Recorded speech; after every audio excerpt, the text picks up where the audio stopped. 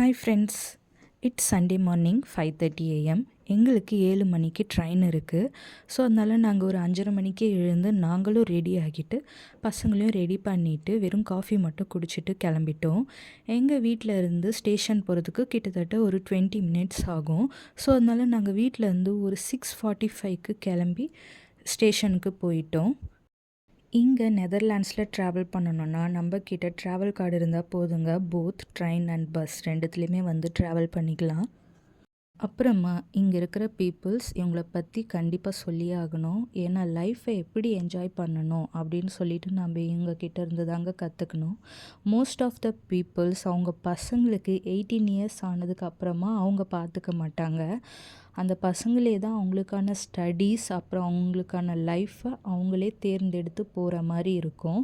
Part time job பார்த்துக்கிட்டே அவங்க ஸ்டடீஸை இங்கே இவங்க கம்ப்ளீட் பண்ணுவாங்க.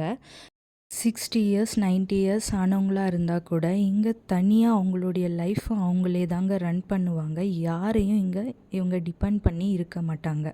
இன்றைக்கி நாங்கள் ஒரு 3 ட்ரெயின் மாதிரி ட்ராவல் பண்ணணும்.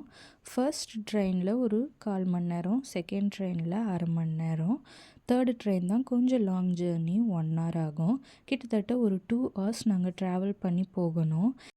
நாங்கள் 3வது ட்ரெயின் சேஞ்ச் ஆகிறதுக்கு ஒரு 1/2 hour எங்களுக்கு வெயிட்டிங் டைம் இருந்தது. ஸோ அந்த டைம்லேயே நாங்கள் எங்களுடைய பிரேக்ஃபாஸ்ட் எல்லாம் கம்ப்ளீட் பண்ணிட்டோம்.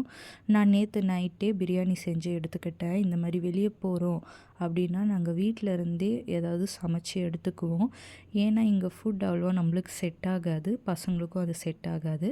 ஸோ அதனால் நாங்கள் எங்கே போகிறதா இருந்தாலும் வீட்டில் இருந்தே செஞ்சு தான் எடுத்துகிட்டு போவோம். அப்படி நாங்கள் இன்றைக்கி எங்கே போனோன்னு கேட்டிங்கன்னா, பெல்ஜியமில் இருக்கிற ப்ரூஜ் அப்படின்ற சிட்டிக்கு தான் போனோம். இது நெதர்லாண்ட்ஸ்லேருந்து பக்கத்து கண்ட்ரி தான். ஸோ கொஞ்சம் கிட்ட இது. நாங்கள் போனது சண்டே அப்படின்றதுனால கூட்டமாக தாங்க இருந்தது. நிறைய பேர் எங்களை மாதிரியே சுற்றி பார்க்க வந்திருந்தாங்க.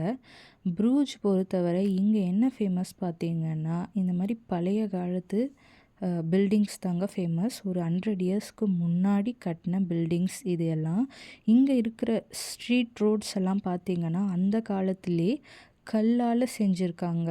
ஸோ இதில் நடக்கிறது ஈஸியாக இருந்தது. பட் நாங்கள் ஸ்ட்ராலர் எடுத்துகிட்டு போனதுனால அதை தள்ளிட்டு போக கொஞ்சம் கஷ்டமாக இருந்தது.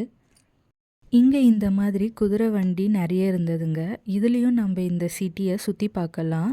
ஒரு ரைடுக்கு வந்து நம்ம 70 யூரோஸ் ஆகுது. நம்பூர் காசுக்கு கிட்டத்தட்ட ஒரு 700 rupees அப்படி ஆகும்.